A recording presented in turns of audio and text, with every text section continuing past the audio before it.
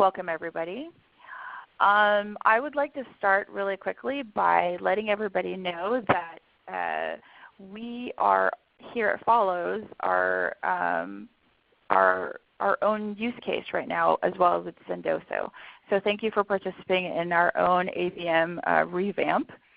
And just a quick story about that. A couple of months ago, I wanted to go ahead and take my webinar to the next level, and performing a really super targeted, hyper-focused audience, I wanted to take it to the next level and also incorporate direct mail.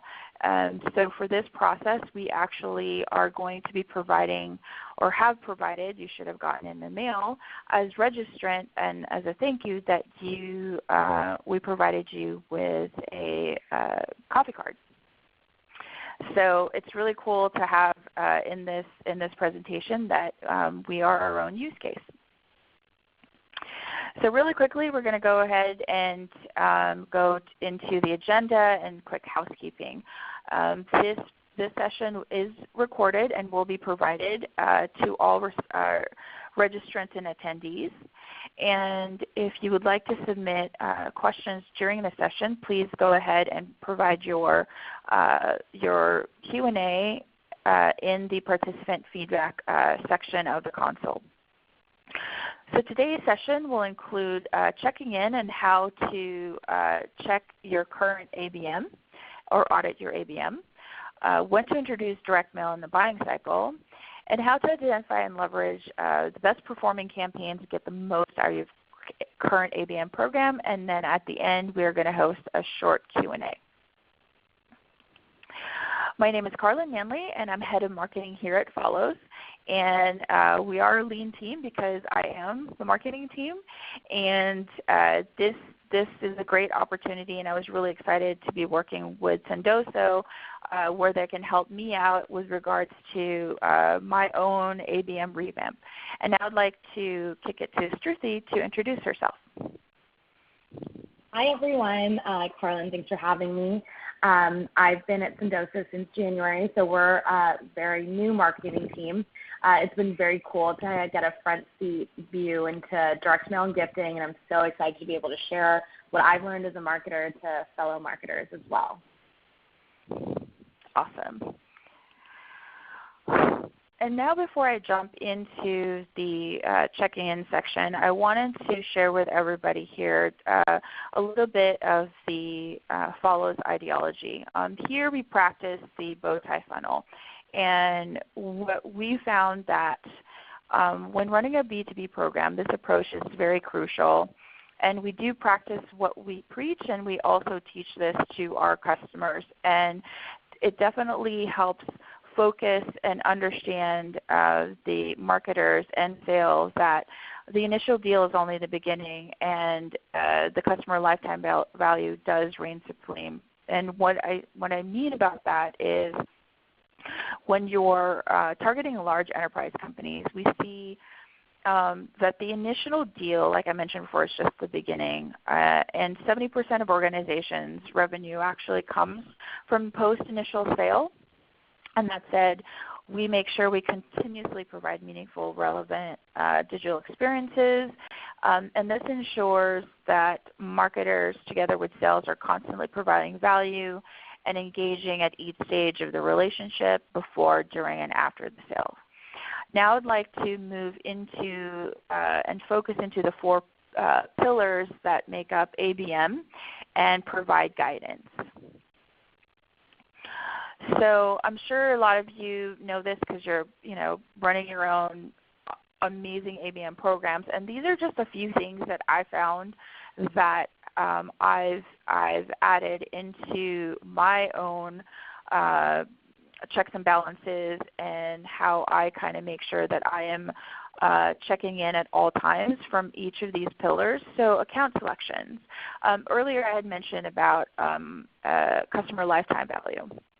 If you're not thinking like this now, I would suggest when you are looking at your target accounts that you apply CLVs two goals for those target accounts. This will help with the infinity loop approach. And then second to that is I would check in with sales.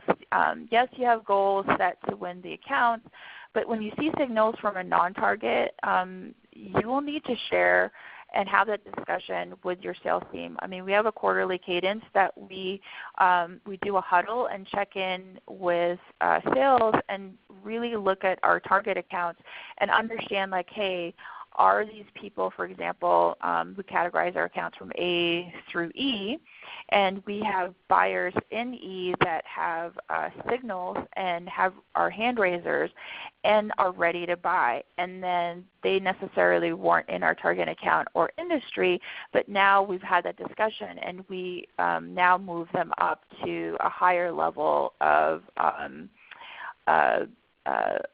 from E, now that we're going to bump them up to B. Data discovery and enrichment. This can get really overwhelming. What I've done is I've set up checkpoints within the tools that we have. We, for example, use Discover.org here, and I have cadences with my ops consultant to ensure that at any point we have markers set up to ensure that the data enrich and the lead to account process is working, and if there's any kind of changes or any levers that we need to pull, that we do that as soon as possible. So within the cadences, you should also have regular check-ins as well. We have you've got the target. Now let's make sure you're adding companies that are the same, which are those lookalikes. There are plenty of tools out there, and so I suggest that if you do not have a tool for account lookalikes, I would suggest creating that process now and creating that and adding that into your plan. Account lookalikes are very important because not only do you have your targets, you also want to market and go after companies that are that quote-unquote look alike the companies that you are targeting in your top tiers. Next in the pillar is planning and messaging. Now I know that this can get pretty overwhelming and you put in a lot of work in each of these pillars, but this one I think is also important to ensure that you have regular check-ins. I always make sure that any content or any boards that I have in place when creating my microsites, that they tell a story. And I make sure that not only does it tell the story, is each content viable to tell that story throughout the buying cycle. Is it relevant? Is it working? We have triggers that actually tells us that, hey, a lot of people from this account is really digging this piece of content, and well, guess what? I'm going to use it, implement it onto other types of programs because I see that it is working, and I give my sales team and CS a heads up, and then they in turn leverage that content into their programs as well. So Shruti, I know that you have a really good process that you had shared with us in one of our early meetings, and I would love for you to share that with the audience today because I think it's really beneficial and really helpful. Yeah, so over here at Sendoso, we're also a lean and mean team, not as lean and mean as you. So Carlin, there's two of us. But we're always constantly trying to put out new content and new campaigns, and everything's always running at the same time. So one of the biggest things that I would say to any fellow marketer, and the biggest thing that we tried to abide by here, is always putting together a campaign brief. And so, for example, if we're going to send out a new ebook, we'll have that title of the ebook in the campaign brief. We'll have our goals on there, what metrics we are trying to meet, and a number of downloads and the number of top accounts that we're trying to get into. We also have for SDRs and AEs, we have them placed in places that they can grab all of this at one go, get all the information, whether that's all the marketing email schedule going out, what is in that email text, landing page text, and those key messaging pillars, so they can kind of talk to it in a very educated way too. And that's where having like a tool like Folloze internally too can just be so valuable, because you have all of those moving pieces and all the assets associated with the campaign in one place. And one of the cool things is, being a marketer on a team that sells to marketing, we get to see a lot of the demand gen programs and direct mail programs that our customers are putting together. And one of our customers, Rollworks, that used to be part of the AdRoll group, their really big move is that they do two moving parts at the same time. They leverage their own platform, serving up targeted ads. And so you get these targeted ads throughout the entire customer journey. If you've been working with an SDR, you will see that SDR's face on that ad, which I think can be very cool. And at the same time, they have this direct mail piece going out. So that prospect is never bored. They're constantly engaged throughout that journey. Great. Okay. Now with that, I would like to jump to the last two in the pillar of creating your ABM process: engagement and execution. How are you engaging today with your accounts? Now, this is a constant question that I ask myself, especially when selling to enterprise and in the B2B market. And then the next question is, how is sales engaging with your accounts? And are you collaborating with sales and CS? You'll hear this theme of engaging and making sure that you have a connected relationship with sales and CS, because I call it the trifecta. When those are working really well together and you are having a concerted effort, you are going to win and always have that infinity loop, and ensuring that you have that customer lifetime value, and making sure that the experience from start to finish, whether from prospecting to sales or post-deal, everything is done really well, and with the input from these very important teams of people. And again, the question is, when you're asking yourself, on the engagement execution, here at Folloze, we use our own tool. And again, how am I engaging and how am I delivering this message?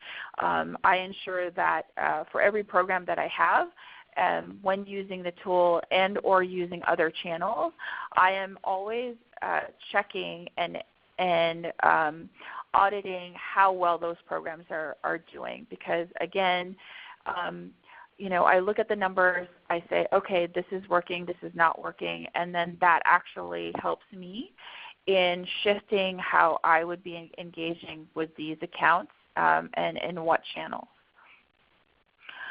Analytics. One size does not fit all. Analytics is very key because, again, this is how you're measuring success.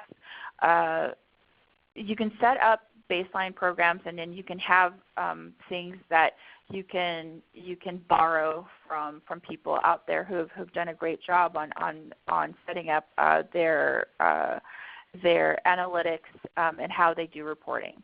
That's great, but now you're going to have to make sure that it is specific to your needs and how you are measuring the success of your programs. With that, I mean, take those basic reports as a baseline, and again, either it's a report in Salesforce, either it's a report in a few third-party tools. It doesn't matter. You want to make sure that at the end of the day it works. I like to work backwards. I like to see, okay, what are the things that I need to track, and then figure out what those reporting and dashboards I need to set up to ensure that I am seeing the data as best as possible. Feedback is super key. I always ask the sales team either monthly or quarterly that says, hey, is this reporting helping you? Is this the information that you need? And then we come to an agreement. If there's some changes, then great. I make those changes. And alerts are your friends. I know that alerts can get pretty overwhelming in a sales atmosphere, even in marketing.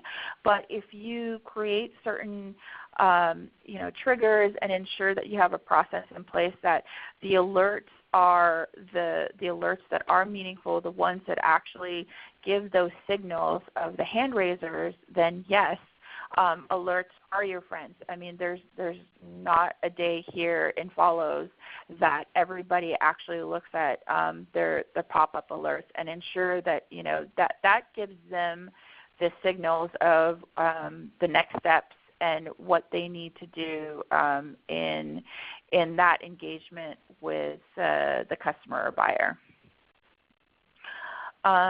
So now I'd like to jump into the use cases that Sendoso has on where you can actually apply direct mail. Great, thank you. So one of the biggest things I hear from new customers and prospects is that they don't know the right place to use gifting and direct mail. And my answer is always there's no one right way to use it.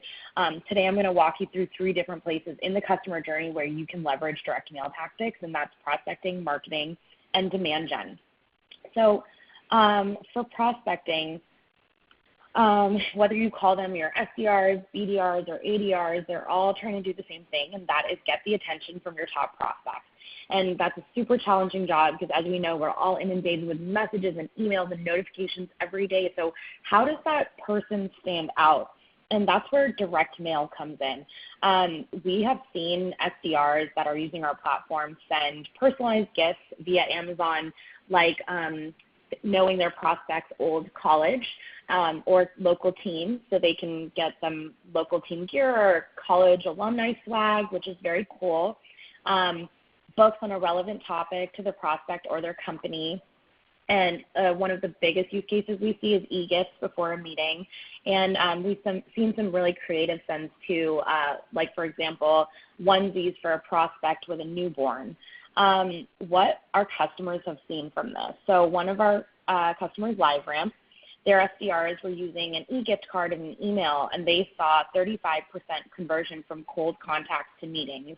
And generally, they also saw in the past that when trying to send an email to a cold contact, they would have to wait 30 days plus or just never hear back from that person.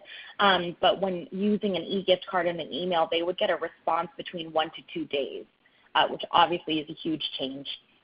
Also, another customer, Procore, also uses e-gifts prior to meetings, and they saw a 20% increase in demo show rate. And all of these accounts that were associated with direct mail had a 20% higher chance of closing with a faster sales cycle. So onto marketing.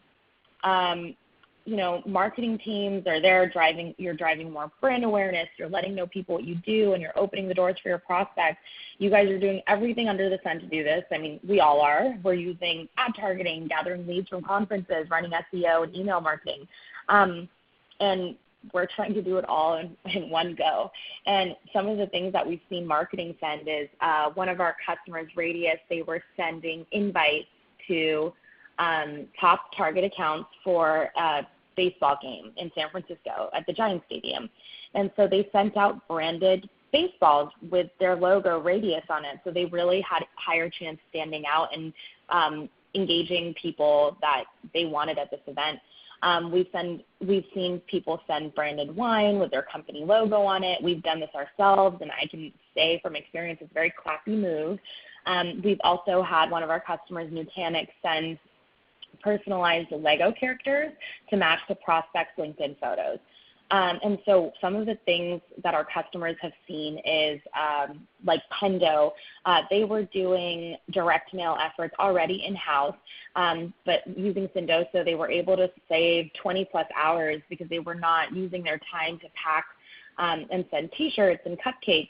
Instead, they were able to focus on kind of bigger initiatives around, new website, et cetera. For LiveRamp, they leverage booze sending. So they will send alcohol to top prospects, and they saw a 33% increase in event registrations using this. And last but not least, demand gen. Demand gen, you're hosting webinars, you're creating content for your key prospects.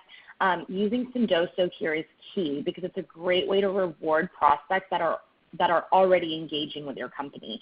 And what we've seen demand gen send are e-gifts after a prospect has registered for a webinar, and I hope you guys all enjoy your e-gifts, coffee gift cards.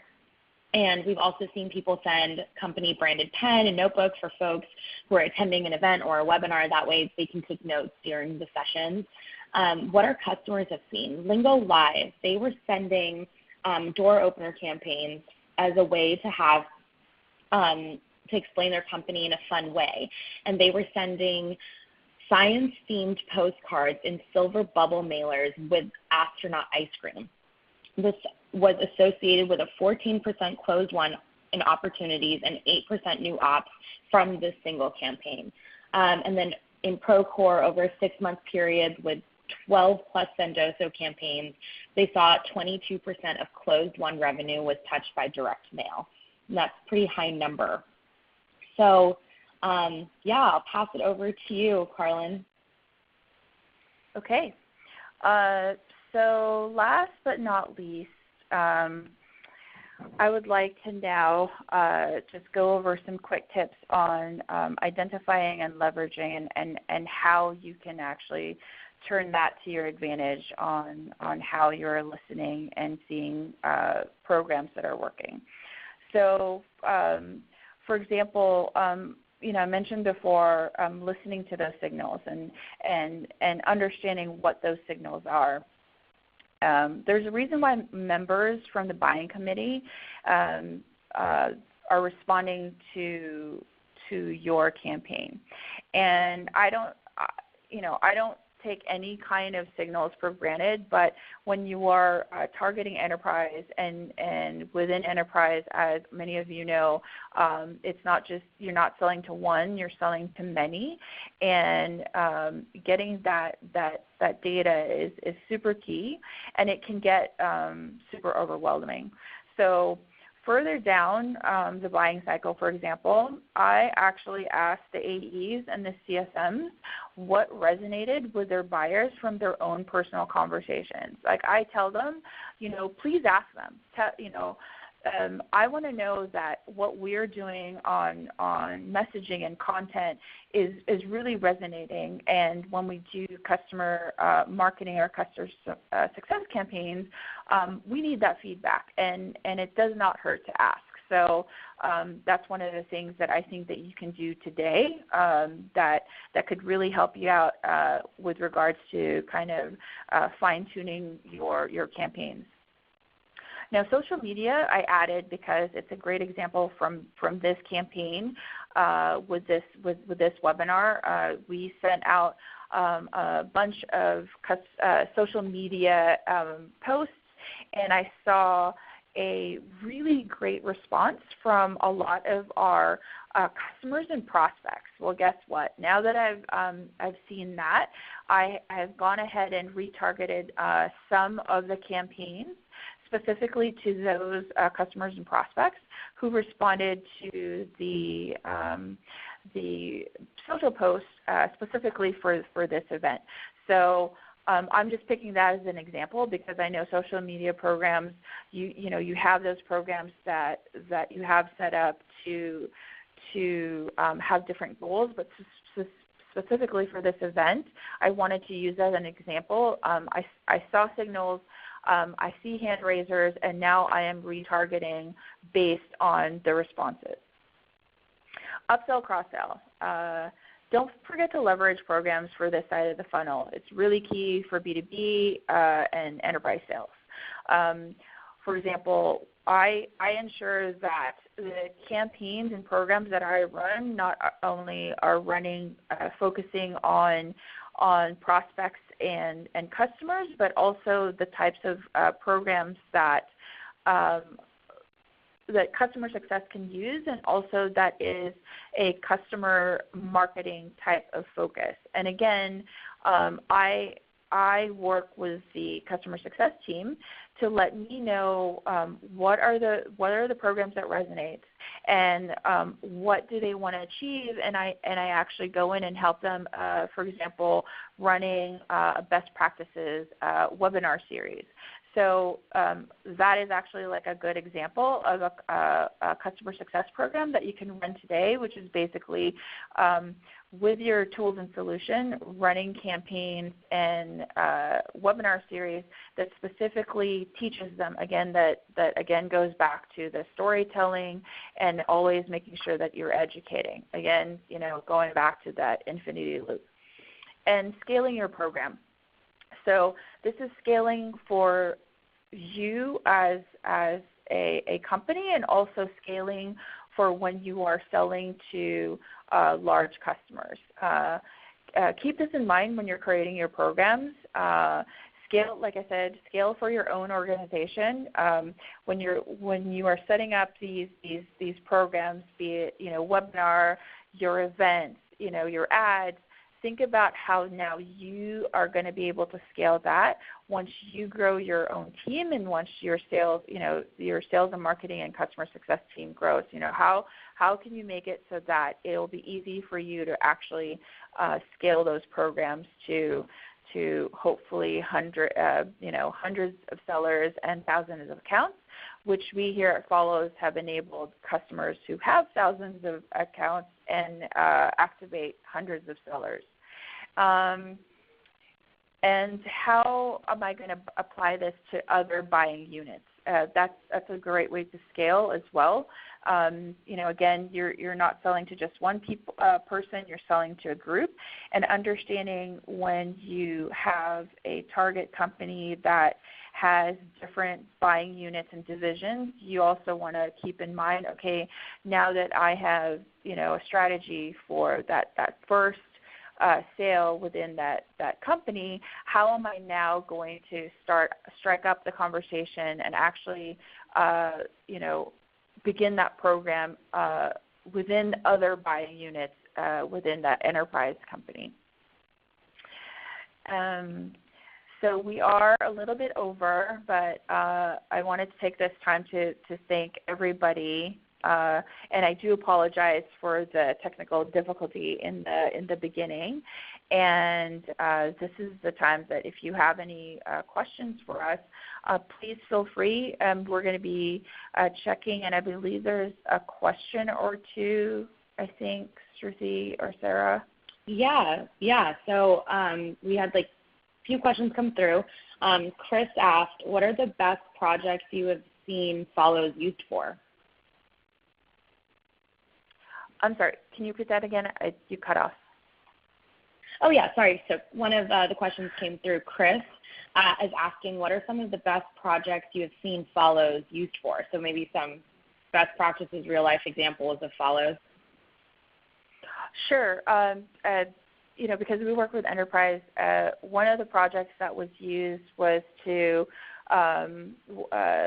Cisco actually activated their program with, I believe, 28,000 accounts and a couple of hundred sellers. And this is where they leveraged Folloze and created this unique experience where they created these boards, which we call microsites, and curated the content that is focused for their sales team.